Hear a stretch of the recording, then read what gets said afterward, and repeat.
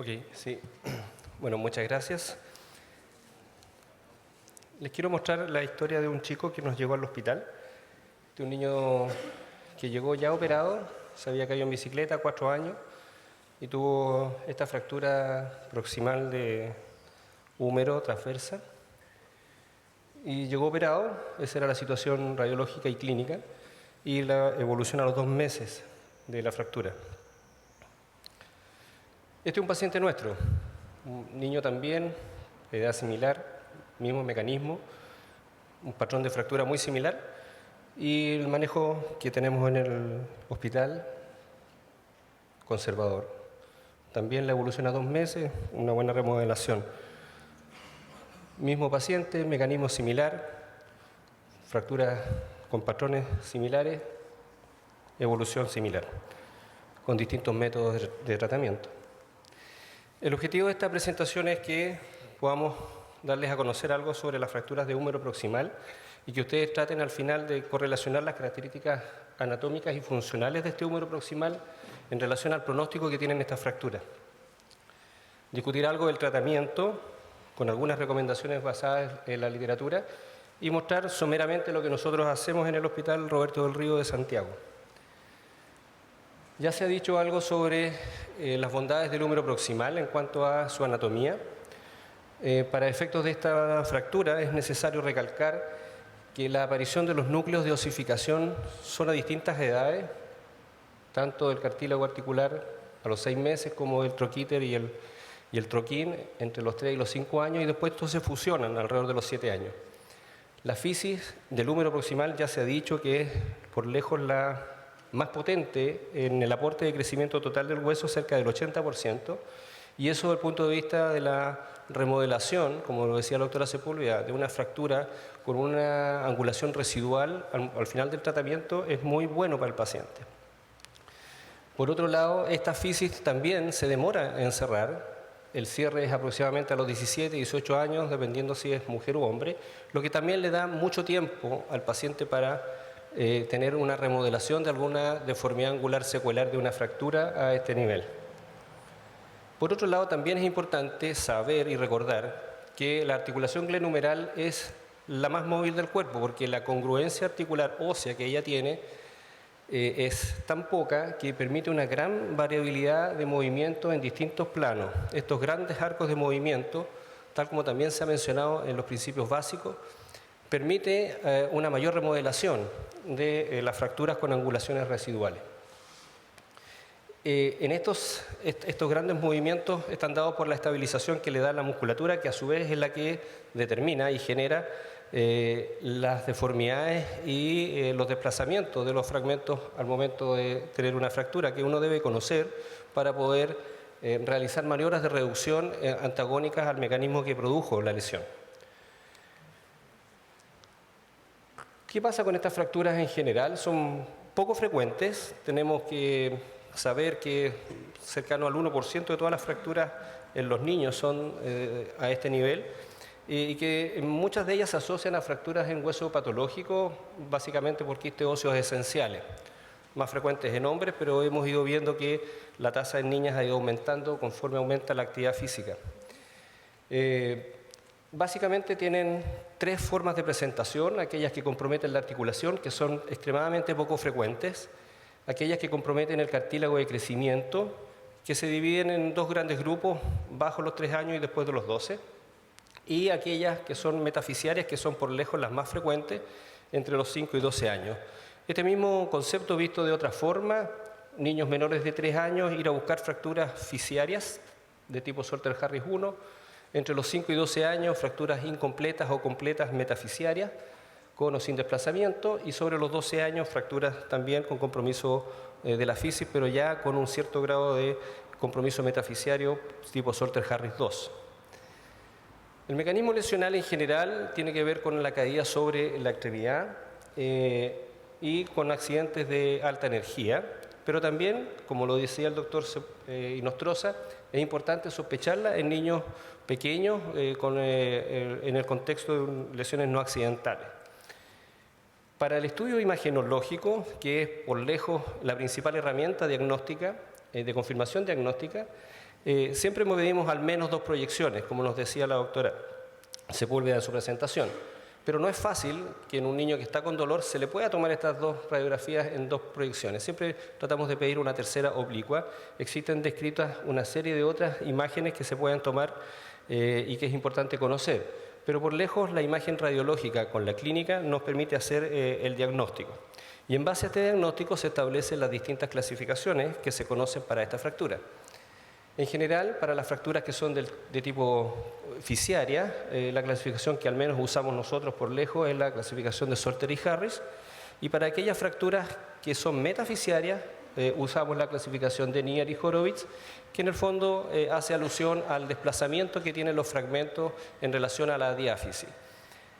Clement hizo una modificación de esta clasificación, aportando también los grados de angulación que tienen los fragmentos, y sin duda la clasificación que incluye y que engloba tanto las fisiarias como las metafisiarias es la clasificación AO, que es una clasificación que está de poco a poco haciéndonos sentido y que debiéramos ir usando cada vez más.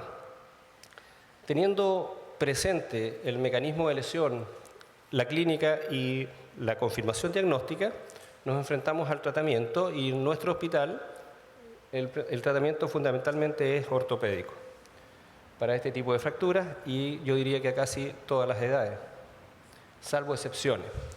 ¿Por qué ortopédico? Ya se ha dicho en reiteradas oportunidades la importancia de la fisis, una fisis potente, una fisis que cierra tardíamente, una fisis que aporta el 80% del crecimiento del hueso y que ante deformidades angulares secuelares es capaz de remodelar.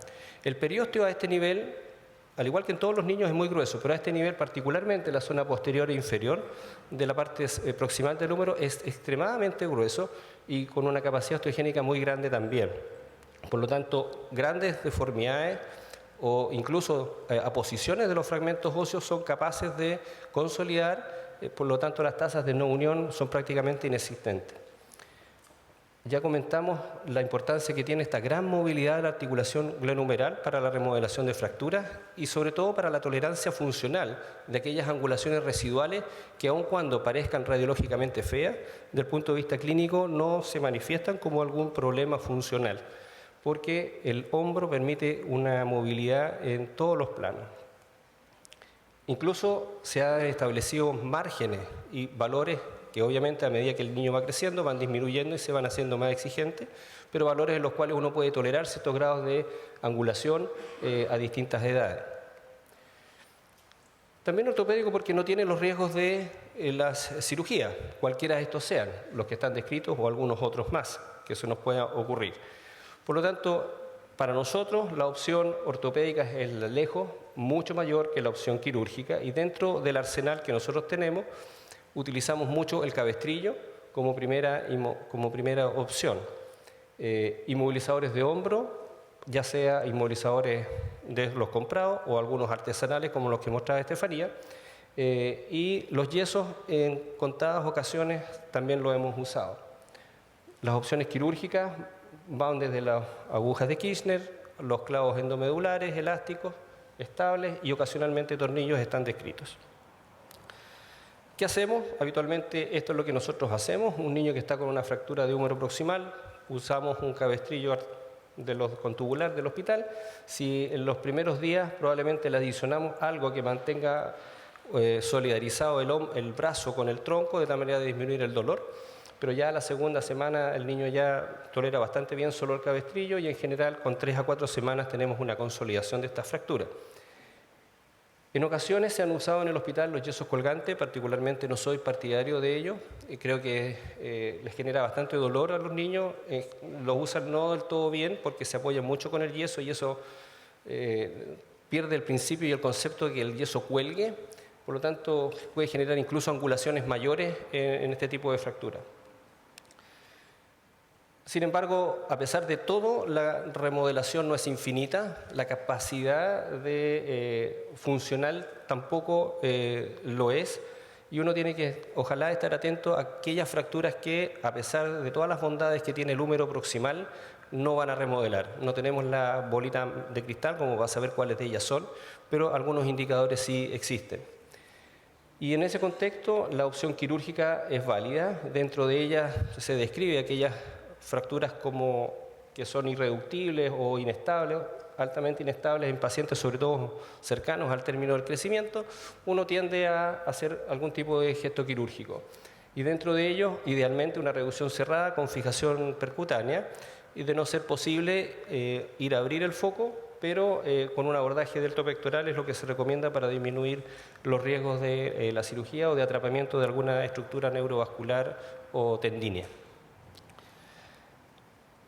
El otro gran arsenal que tenemos para hacer una cirugía y estabilización de estas fracturas es el enclavijado endomedular, probablemente el que tiene más adeptos hoy día, sobre todo en fracturas metafisiarias, porque es mucho más seguro y controlable el abordaje desde el punto de vista de la reducción, no es tan compleja y no genera los efectos deleterios que muchas veces los intentos de reducción y de estabilización con agujas pueden generar.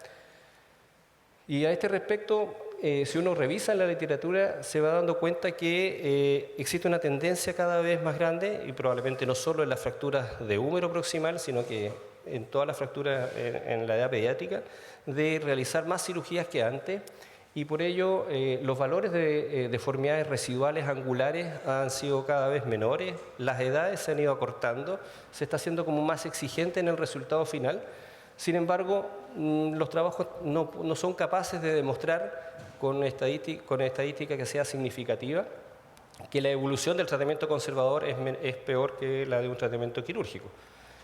Y así uno revisa distintos trabajos cronológicamente y se da dando cuenta que los valores han ido siendo más exigentes. Incluso este trabajo del 2015 solo trata pacientes con cirugía, con un promedio de edad de 11 años, con niños chiquititos desde 7 años en adelante, con enclavijados endomedulares, obviamente todos con buenos resultados sin complicaciones, avalando un poco la tendencia de operar a todos los pacientes.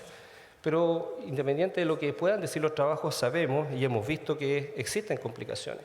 Y las complicaciones pueden estar desde problemas de tolerancia al tratamiento, como estas agujas con cicatrices feas, riesgos de infección, pueden haber alteraciones de crecimiento por múltiples intentos de estabilizar esta fractura, que no es fácil, dos segmentos muy cortos, uno tiene que cruzarse, puede hacer daño en las partes blandas y sobre todo en el cartílago de crecimiento remanente, y eso generar deformidades como los varos por lesiones fisiarias, como nos mencionaba la doctora, o eventualmente algún grado de necrosis, lo que es bastante raro en todo caso en nuestra población pediátrica. Nuestra experiencia en el hospital, en una revisión que hicimos de 5 años,